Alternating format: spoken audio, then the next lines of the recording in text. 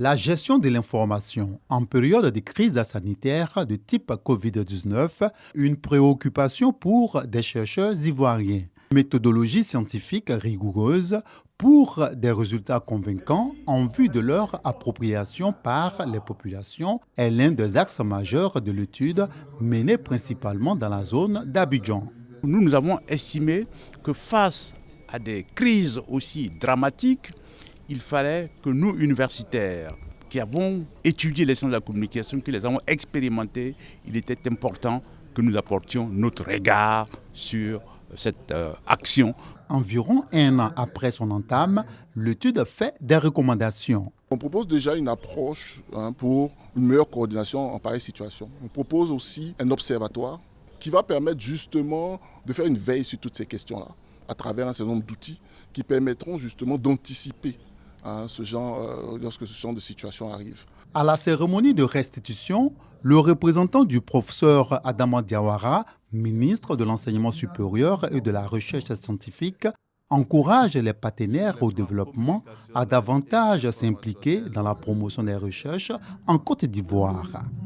Concernant cette pandémie, qui ne se souvient pas, au-delà de l'émotion qu'elle a produite, des frayeurs amplifiées par les réseaux sociaux, n'a pas facilité l'appropriation des consignes et mesures barrières édictées par le gouvernement ivoirien. C'est pourquoi je voudrais à nouveau saluer nos collègues du laboratoire des sciences de la culture et de l'art qui ont eu l'heureuse idée de proposer leur projet à l'appel lancé par le FONSTI.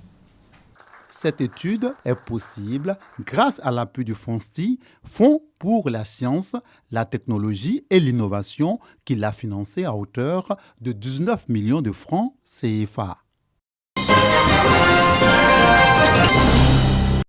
Du poisson et des pâtes de bœuf importées. Ces produits surgelés stockés dans cette chambre froide située au port de pêche de Treichville sont impropres à la consommation, leur date de péremption étant dépassée. Estimés à 30 tonnes pour une valeur marchande de 30 millions de francs CFA, ils sont saisis par les services de la répression des fraudes du ministère du Commerce et de l'Industrie.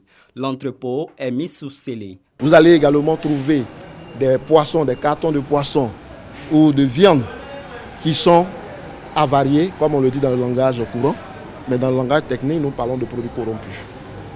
Ce sont des produits qui peuvent, et je dirais qui affectent la santé des consommateurs si l'État ne prend pas garde.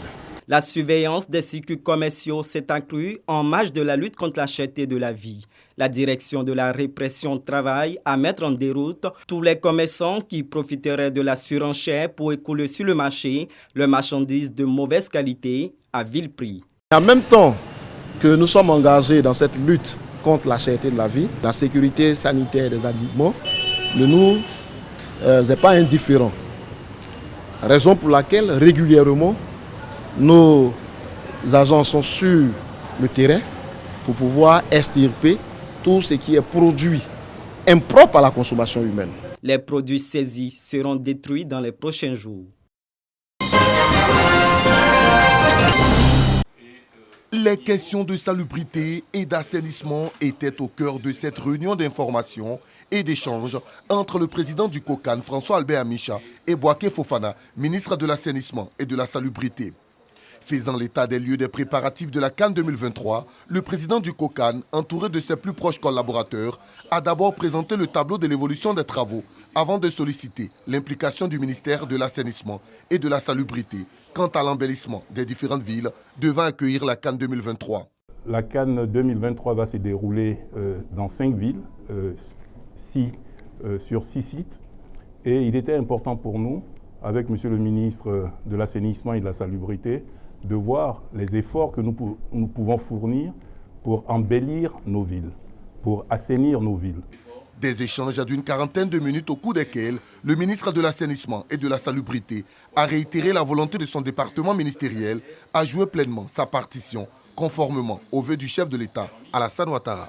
Je lui réaffirme l'engagement de mon département, comme l'engagement de l'ensemble du gouvernement, pour réussir la CAN 2023. Nous allons tout mettre en œuvre pour que toutes les villes qui vont accueillir la CAN soient des villes prêtes à accueillir tout le monde qui va venir, que la Côte d'Ivoire, en plus de l'événement sportif, puisse montrer un beau visage. Avant de prendre congé de son hôte, François Albert Amicha a remercié chaleureusement Bouaké Fofana en espérant le retrouver bientôt en vue de mettre en place une plateforme collaborative.